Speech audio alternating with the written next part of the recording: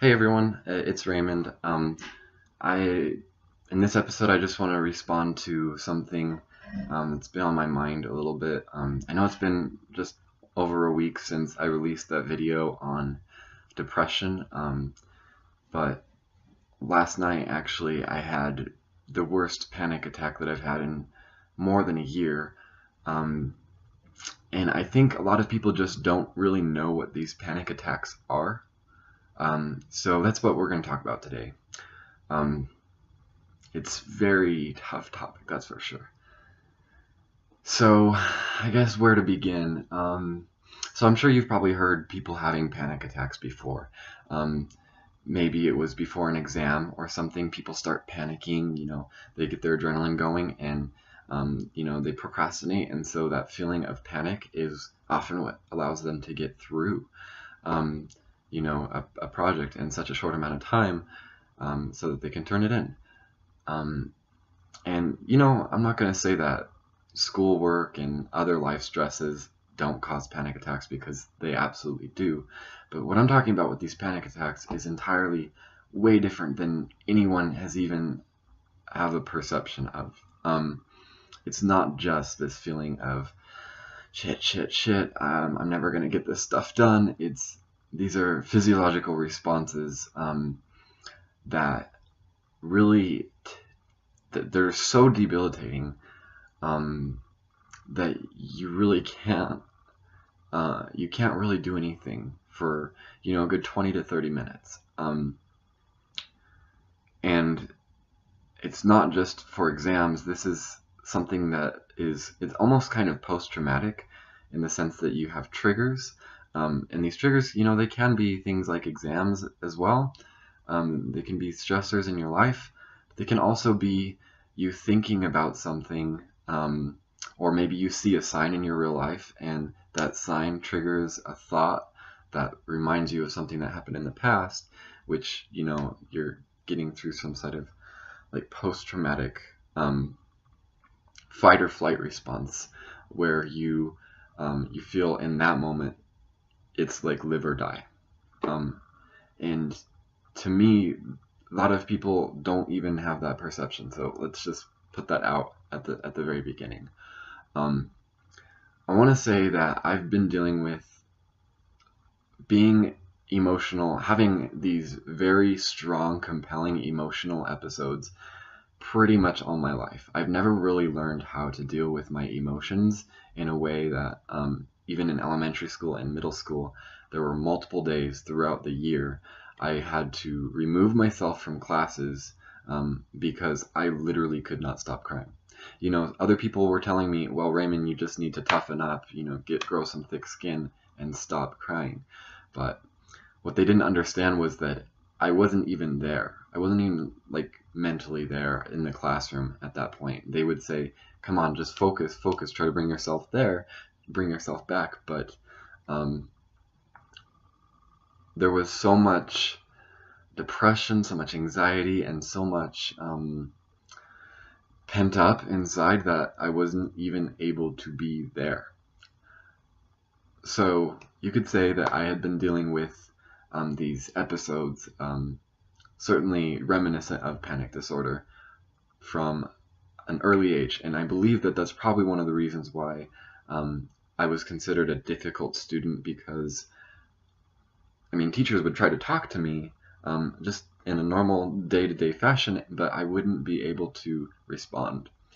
I really wouldn't. I wouldn't be there. It was so difficult for them. So that had progressed over the years too, and people just never understood me. They thought I was just some sort of sensitive kid.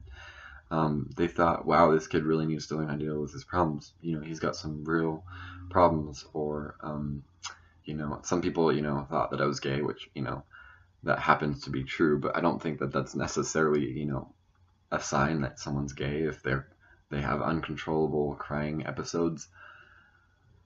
But throughout those years, I had sought some of the beginnings of counseling for that, as well as depression, as well as attempts at suicide, and yeah. So I've been dealing with that all my life, but it was only when I really got into high school when just everything in my world, it felt like it was collapsing, and I felt like I was going downhill the whole time. Um, it felt like I had peaked or something in middle school where I was getting A's and B's, and just every year towards high school, my grades were falling. I wasn't there. I wasn't doing as much, which was weird because I was in more and more clubs and I was trying to be more and more active. But in so many ways, it was so hard to mentally be there. And when it came to talking about sensitive topics in every single class environment, it would be enough to maybe make me cry. And it was kind of hard to separate that sensitivity from actual like panicking. So this really became extremely problematic in my junior and senior year.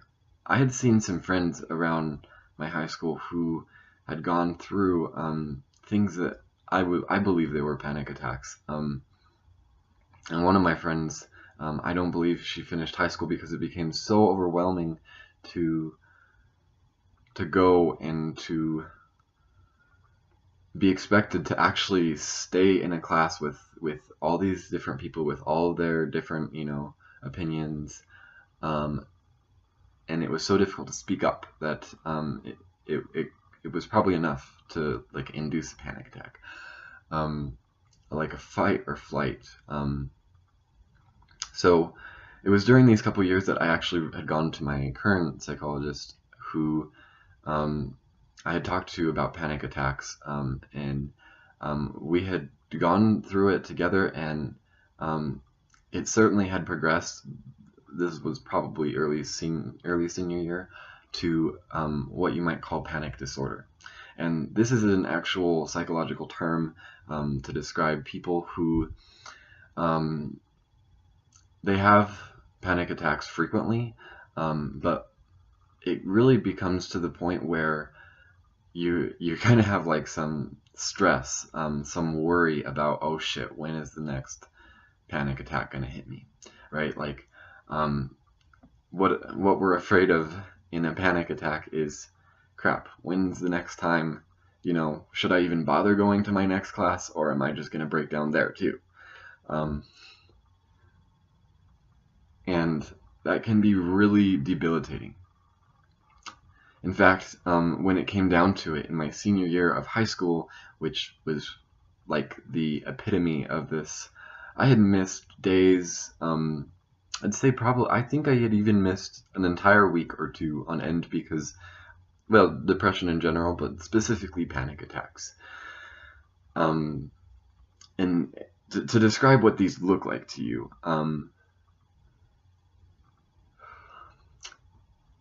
you're like, you're physically incapable of interacting with the world for a good 20 to 30 minutes. Maybe they're shorter. Sometimes, I've had successful kind of where I've been able to bring myself back in just by like taking deep breaths, and that's a good thing to try to tell yourself, and if people can support you in that way, that's good too. But people don't often know how to approach people with panic attacks because people have different ideas and different needs when it comes to that. For example, one of my friends, as well as me, I don't like to be touched. I mean, maybe it's just certain types of panic attacks, but it's this feeling of, I already feel very collapsed.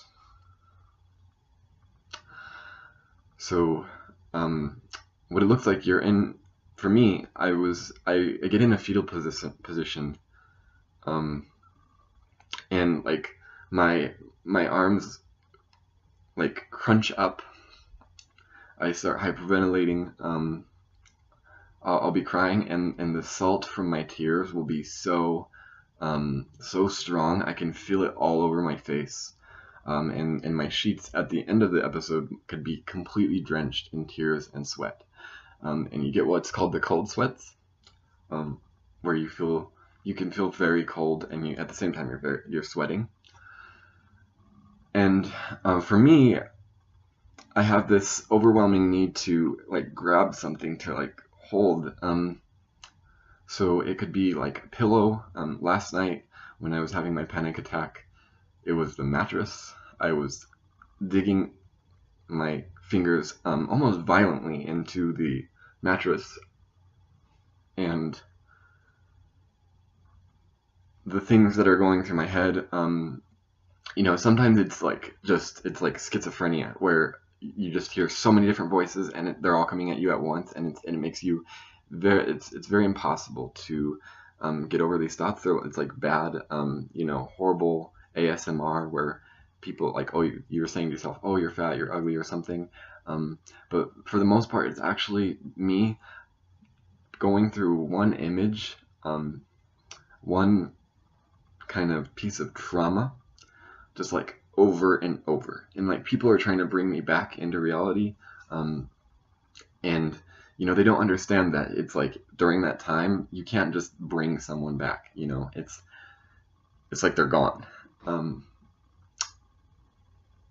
and that can be just the scariest thing, and it makes me really sad that people don't really understand what this is, because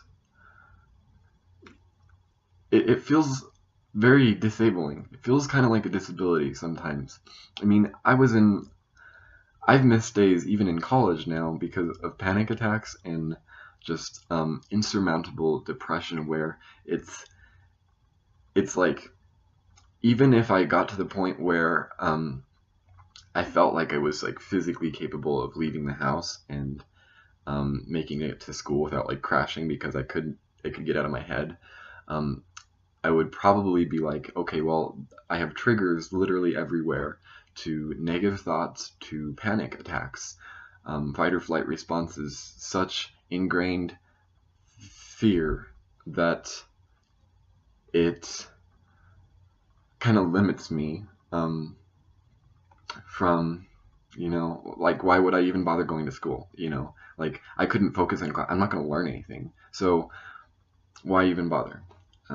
And so part of this has even made me consider like trying to do online schooling over the years, because in this day and age where, especially where I just think that everyone has such diverse identities, it can be very overwhelming to go to school and to see all these people who, everyone's different. And to some extent they might have things that you don't. To some extent, you might feel compelled to try to be more. You might feel so small. It's so difficult in that environment to not be able, to not have triggers for panic attacks. And so that's what happened during high school, was that I missed a lot of days of school. And I called in and I said I was sick, because I didn't want to call it what it was, partially because for a while I didn't know to use the word panic disorder, and I'll tell you what, giving it a name was probably the most empowering thing. But I didn't want people to know, because mental health is so stigmatized if you have issues. And certainly now that I'm an adult, the problems become a lot more complex, because you're trying to sell yourself as a product to employers, and you don't want to tell them, oh, let me preface this, I have like 30 different fucking mental health issues that might prohibit me from coming to work at times or something. And then at the same time, you also want to believe that all of these things are under the umbrella of things that, maybe once you gain the power and the understanding of how to control them, you can control them. And I do believe in the long run, I will be able to control these, but there are still things that trigger me, that if I can't find a positive way, a light in my thinking, I fall into a panic attack, and I start wheezing, I start hyperventilating, I start crying. You sound like a hurt dog almost, and getting in a fetal position, and I don't come back for a good 20 or 30 minutes, and it takes your energy away. If you start a day like that, especially if, for example, if you're about to have an exam, and it doesn't have to be that the exam is what's causing you all this stress. It could be that that's triggering more thoughts about your self-worth, or like, if I don't do this exam, oh great, well, that's just another fucking failure. And then it can be an offset from that. It can be triggers to ideas which are so strongly associated with fear and depression, that it puts you in that place. And so if you have that exam, then you miss that exam for the day, because by the time you've gotten through the panic attack, you are so tired from all the energy it took from you to be hyperventilating, to be wheezing, and you don't.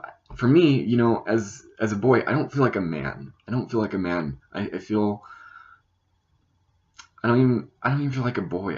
I feel like a lot of people from the age of like 6 on, they get over these issues where they can control their emotions. But for me, these bouts of these just random moments, I can't get through. I can't just push myself through it. I have to wait till it ends. And this has affected me in my adult life too. I've missed college courses. I've called in sick from work before, and I email professors and I say that I'm just sick yet again, because I genuinely believe that people at this point expect you to have these problems under control, and I don't. So I just kind of live with it. If I miss a class, then that ruins my grade, and I'll have to come up with a defense yet later as to why, in a job interview, why did I get a B in this class? Well, it was the professor. I don't know. Anyways, what I wanted to say is that when I had gotten onto a couple medications to help me through that, the psychiatrist I had seen prescribed a couple medications. One was to try to keep my lows and my highs a little bit more even, right? So with these panic attacks, what it is, don't understand it correctly, it is still a surge of adrenaline. Your body thinks that this is a life or death situation, so you are dealing with a conflict of emotion that are, you need to run, you need to stay where you are, you need to freeze, you need to exude some sort of energy from your body, like how I claw things, and it still is in my life apparently, and I had that yesterday, and I want people to understand it's not just something that you can like go to someone and talk to them about. These things are just terrible. I wouldn't wish it upon the worst person. The other aspect here I want to jump back to is this idea of like agency, or ability to act, or ability to prevent. And a lot of people think, okay, at the very end of the day, this is your problem, right? You got to get through it. And certainly there are people who don't experiences don't experience panic attacks after a certain point in their life, and they're successful at kind of eradicating them. Even people who have, seen to have like panic disorder. However, there's this underlying notion of agency which just enters the discussion all the time, that honestly sometimes it can like induce panic attacks, but it's like blaming people for these things which we're not able to control. Like, if you need to, why did you not go to the interview? If you had a panic attack, if you had a sudden urge of emotion and you couldn't deal with that, if you didn't develop coping mechanisms so that you could deal with that, then your family might be judging you because you didn't go to the interview. It might just be black and white. You didn't go. And depending on your circumstances, that might be like, we need the money, so you can feel like you let people down because you need to perform in life. You need to go out and be able to function as a human being. And if you have these issues that are, at the very height of it, when I was in high school, I locked myself in my closet for 2 hours because my mom was entering my room as I was yelling, and like I was stuttering, kind of like I am now. I was stuttering, "Get the fuck out of here! I can't," And she kept coming in because she said, "You have to go to school." I had missed a week or two, or a long time at that point in a row, and I had to go to school, in her opinion. So I needed a safe place, so I locked myself in the closet. And she had threatened to get the hospital, an ambulance, to come here to remove me from my room, my closet. So, I'm talking about some serious crap here that, a lot of people underestimate how this can look like. It really can drag on your life. General depression can keep you out of trying to participate in your life for weeks and months on end, but panic attacks can prevent you from leaving your bed for days. And this, this has other consequences too. For a while there, I was losing weight and I wasn't eating. I had lost appetite, and everything was about purging. So, and even when you leave these panic attacks, it's not like the weight had been lifted off of you completely. You still feel this guilt that you can't control how your body is working, that you can't perform in this world like a normal functioning person, like your family, like your friends, like everyone needs you to. And so, I've even had thoughts of like hopelessness and like suicide and that kind of stuff after these attacks, because I feel like I let people down, and it just feels like it's been something I've dealt with my whole life, that I can't get over this issue. Like, I didn't participate in gym class. I wasn't like the other boys. I was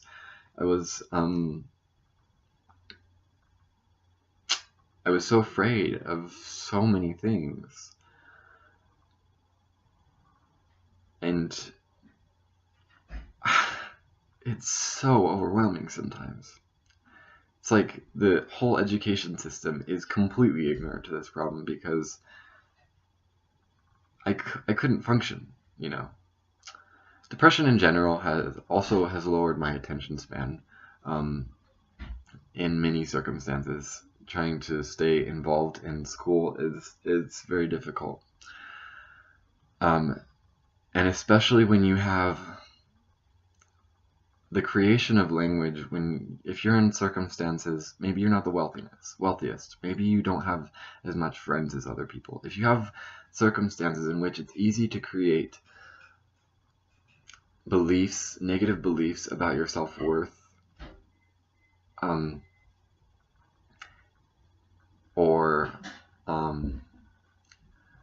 you know, just fundamental beliefs that you're not capable of making it in this world. And then you go to an institution where other people don't really realize that you have these problems. Things that are normally signs of, health, like, oh, look, they're beautiful people. This is a beautiful campus. This is a, awesome thing. I'm so privileged to be here. It's so awesome that I'm here. Instead of interpreting things like that, everything can become about, I'll never be that pretty. I will never be comfortable around guys enough to ever involve myself with sports. I'll never be that smart. So, close the door. I just want to know. Close the door. Close the door. I have school today. Leave me alone, Ryder.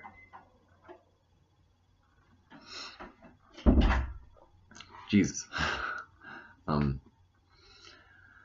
So, yeah, these panic attacks are really, they're tough.